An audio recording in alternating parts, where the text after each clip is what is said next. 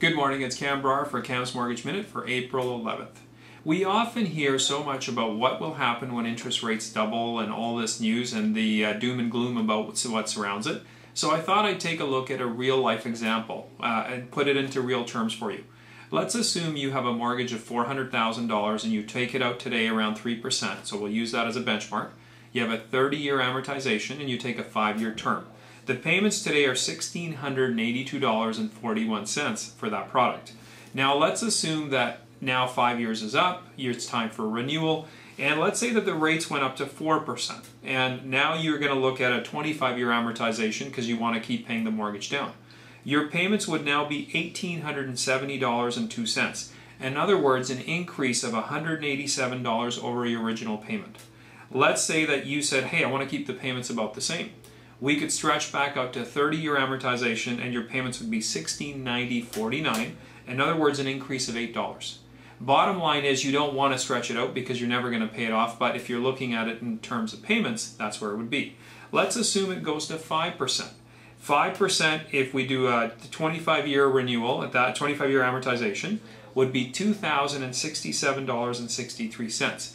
In other words, an increase of $385.22 from our original payment. Now, if we did a 30-year amortization because you wanted to keep the payments as low as possible, the payments would go up by $214.88 over your original mortgage payment that you started with 5 years ago. Now, let's say rates truly double. They go to 6%. If we have a 6% scenario and we want to keep a 25-year amortization, we want to keep paying this mortgage down, the payments would be $2274.54.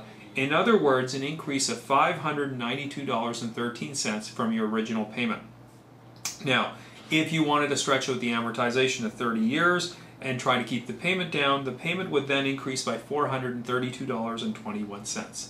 The bottom line is, yes, payments will go up if rates go up, no doubt about that, but I think it's important that we put them in terms of real numbers. So you have to look at it and say, okay, let's say rates were to double, you're still focused on trying to pay your mortgage down, you need an extra $592 a month. So the goal is, where do you get it? If you have other debt, the focus over the 5 years should be to eliminate that debt.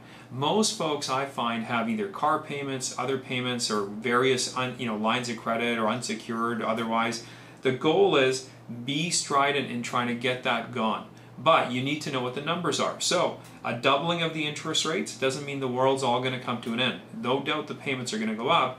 And if you're focused on still wiping out the debt, you've got to have a plan for it. That's why at Auxilium here, we work with you to develop that plan and try to keep tabs on it so we know where you're headed so we can plan for some success. Anyway, it's been Cam for Cam's Mortgage Minute.